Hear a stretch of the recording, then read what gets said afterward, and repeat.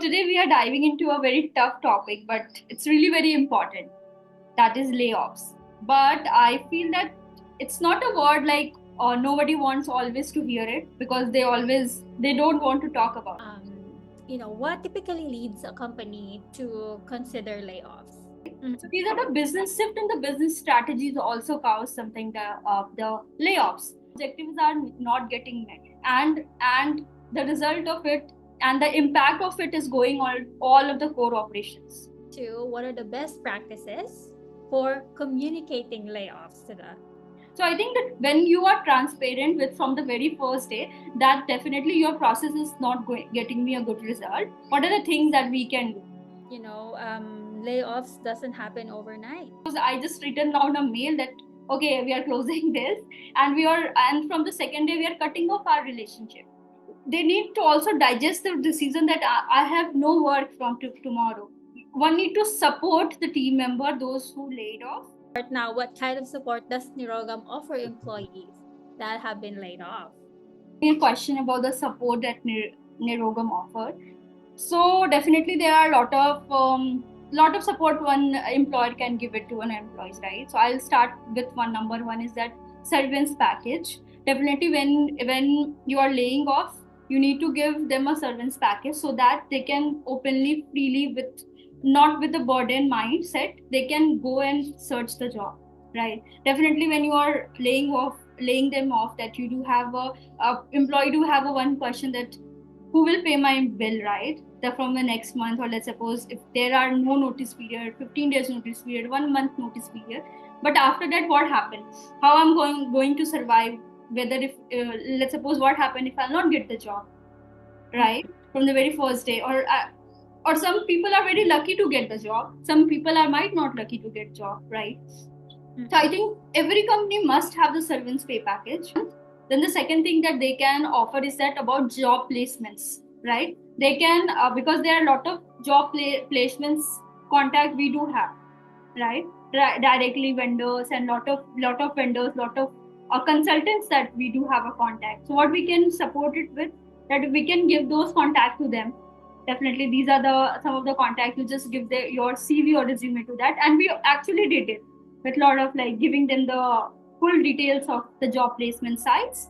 Then the third thing that one need to do is that give them a medical benefits that you were doing, giving them. So that we do provide till 3 months, even after their last working days, let's suppose today.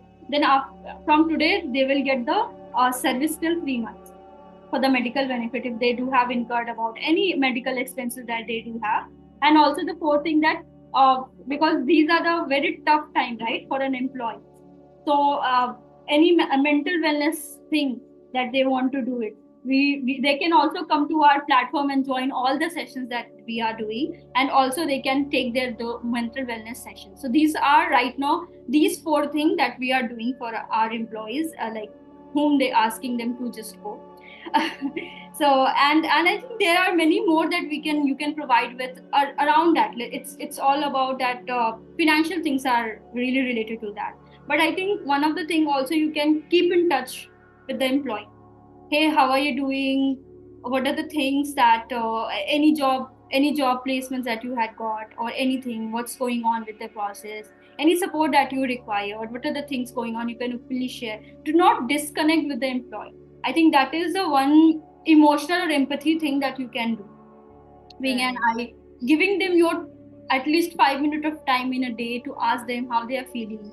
Are there any tough time, that any things that very tough for you, just share with us, so that I can also share that in your network. That is, I do require a person, if you do require a person in this role, let's take that. I think that's what support that Nirogam also giving it to them, and other companies should also start giving them, so that they feel really not a burden at that time, I think.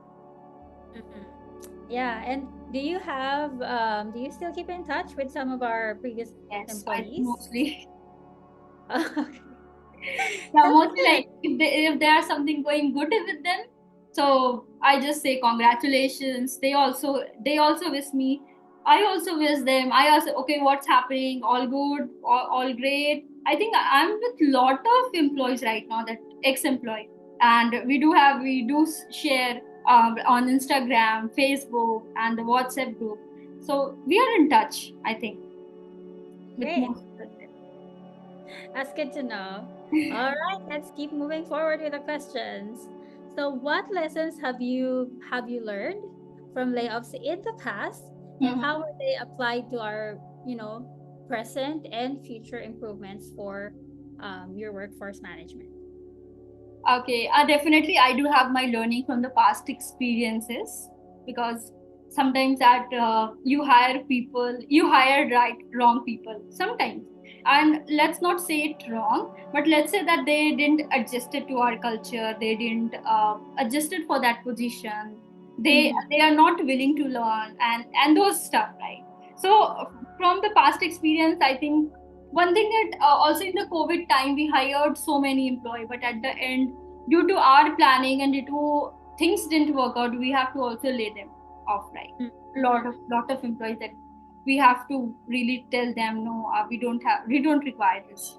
So I Mm-hmm. think we have learned the importance of strategic workforce planning, and Mm-hmm. I think also one thing that let us improve is that forecasting.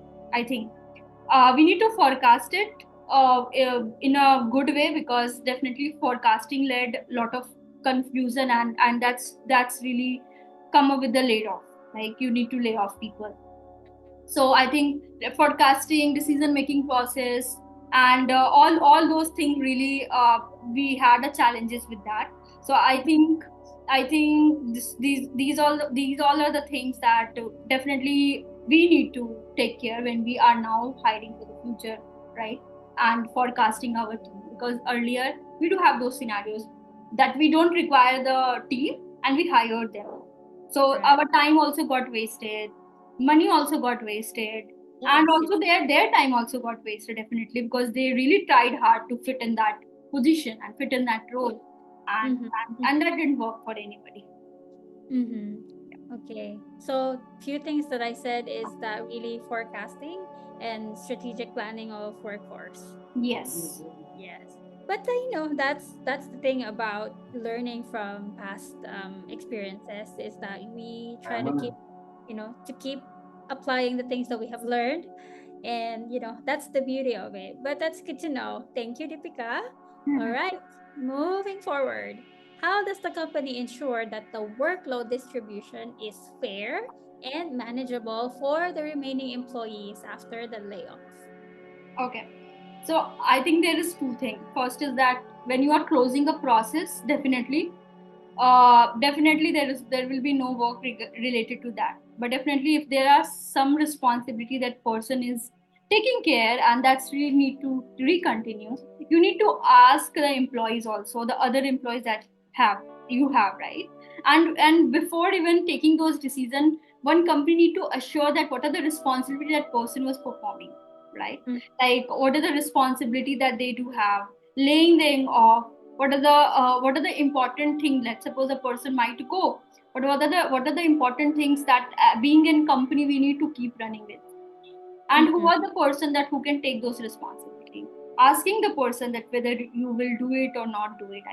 I think assessing those all the responsibilities will be the one thing that one company need to assure that. And I think let's suppose even and workload mapping, I think that we do Yeah. basically. Mm-hmm. Let's I let's remember you did that with all of us that, Yes. So to I really. think, Yeah, go ahead. yeah. So I think where workload mapping will also play a key role here, because when we do have your everybody's workload mapping, that how many hours are free, and also you need to see that in what position. Definitely you can't give customer service to me. Let's suppose I'm in HR, and if there are patients, definitely I can talk, but definitely there is a way of talking to the customer and doing all the thing, logistic thing. Let's talk about logistic. If a logistic person is going, you can't give me the logistic work without any proper. First thing is that even if I want to take it up or not, right? If I'm ready to take it up or not, I cannot say it, because definitely that's a greater responsibility that you are giving to the other employees, right? Mm. So I think first one will be the step by step if you see. So first, assessing the role and responsibility of the person whom we are firing. Okay, and after reassessing all the responsibility, we need to also assign the person that who can do it. If the person is not there, what are the tasks that can be closed, right, instantly, we don't require? What are the tasks that need to be continued after that? And then communicating it to the people that this is our decision, that we are deciding with that, and moving forward we'll go with that, and we'll be providing you with the training and development, right? Training and development and the support that they might need in the future. I think these are the pretty simple steps that one can do. Yes, actually, that's really important, like when someone has to go and there are very important tasks that needs to be handed over. So I think those handovers are very important. And as I see that you have also done that, like handover sheets and all that.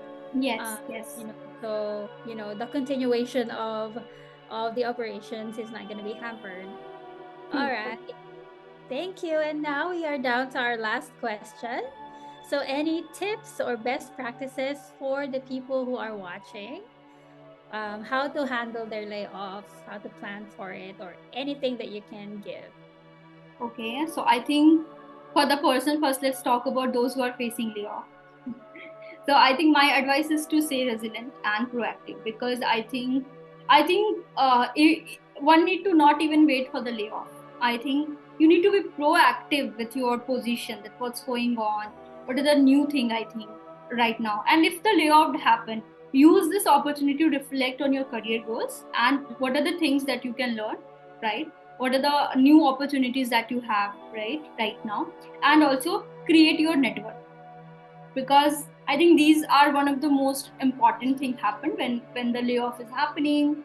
You have you need to create your network around it. I think LinkedIn is one of the best platform right now that who support creating, building a network, sharing your resume, sharing your profile with those and everything. I think so. I think, and if one advice also, that do not wait for your layoff, right? Do not wait for, because definitely layoff really hurt you mentally, physically. Also, it really sometimes it really take a toll on physical things, right? You are so much stress. You are getting sick about it after thinking about it, and all those things. So I think one need to always be proactive, that what's is next in my role. Okay, will the company will also give me that opportunity or not? So I think there are some of the filter question that one need to always ask. Okay, and I think these are the things that definitely like a practical tips for an employer. So let's suppose, even if I am, what are the things going on in the HR, what are the other companies are doing it, why don't you research it, so that you can do better, perform better in your job, so that the layoff condition didn't happen. And what are the new ways, what are the new things, what are the new suggestions that you can do? I think being proactive is one of the really good way. And for the companies, I would recommend again the same that I we discussed overall in this session, the transparent communication. Definitely, you need to be very transparent about your communication, and also the second thing is that taking care of, empathize with your colleague, empathize with your employees, creating a support platform for them. Don't leave them, right? Because they were working for you, they are like a family. Care about them, right? And I think another thing for the organization is that plan it. Don't take a decision in a one go. Give a proper planning to it, how you're going to do it. I think we also talked about that. What are the things that one can take, assessing your role, responsibility, and I think these are the my tip for all the viewers who are watching. Those are the employee and the employer. Great. Thank you so much, Deepika. A lot of good stuff that you have given us and, clarity on other processes and things for managing, managing layoffs. So those are all my questions. So I'll bring the microphone back to you. Thank you so much for interviewing me. Lot of stuff that we talked about. I think all the practical things that we follow here in Nirogam. I hope that our viewer will get something insightful from our discussion, and all the employees that even if they are watching, that how they can do this practical thing and how they can really build a culture. Even if it doesn't mean that you are laying off people, it means that you are laying them off because the something didn't work out. It's not that you're not going to talk to them and the personal relationship got cut. So I think my sincere request to all the viewers, those who are watching, please go through that. What are the practical steps, and put yourself in the shoes of a person that who are getting laid off for the employers. And I think, and for those who are getting laid off, do not worry. There are a lot of new opportunities that you will get. One company is never is a stop for you, right? It's there are I think billions company that you can work with, and if you have a right skill, if you have a right mindset, willingness to work, you will definitely get it. So with that, yes, Bea, you're saying something. Oh yes, like when a door closes, a window might open, and there's infinite possibilities out there. So opportunities are always there. True, true. And I think you need to also understand the perspective of an employer too, that why they are taking those decisions. It might be really, really tough for employer to take the decision, right? Mm-hmm. So tell you that please do not come work from tomorrow and those stuff. I really, it's really difficult for us. I think those who are saying in front of those employee that you don't have to come, they also not get sleep in the night saying that what I did, and I think one of the most affected person from all the firings are HR, right? Because when you're recruiting somebody, you're very excited to welcoming them, and all those like excitement of the new person is getting into your company, and when they are going, that's not easy for anybody. It's For sure. even definitely the employer has a great toll on their health, but definitely employer is also not happy about it. Employee, so I think one need to understand it, but definitely the life goes on, and we need to accept the fact that you can't work forever with one company. Definitely you need to move ahead, you need to move on, not only in your personal relationship but professionally also you need to move on. And with those, please, I will request all my viewers, those who are watching, comment down what are any new steps that you are taking to support your employee and colleague during those difficult times, so that we will also improve our processes. And anything that you really want to hear about, any other question that you have regarding the layoffs, please drop down in the comment. Till then, we are signing off, me and Bea, from this HR Unscripted videos, and stay tuned for our next video. So till then, please like, share, and subscribe. Bye bye.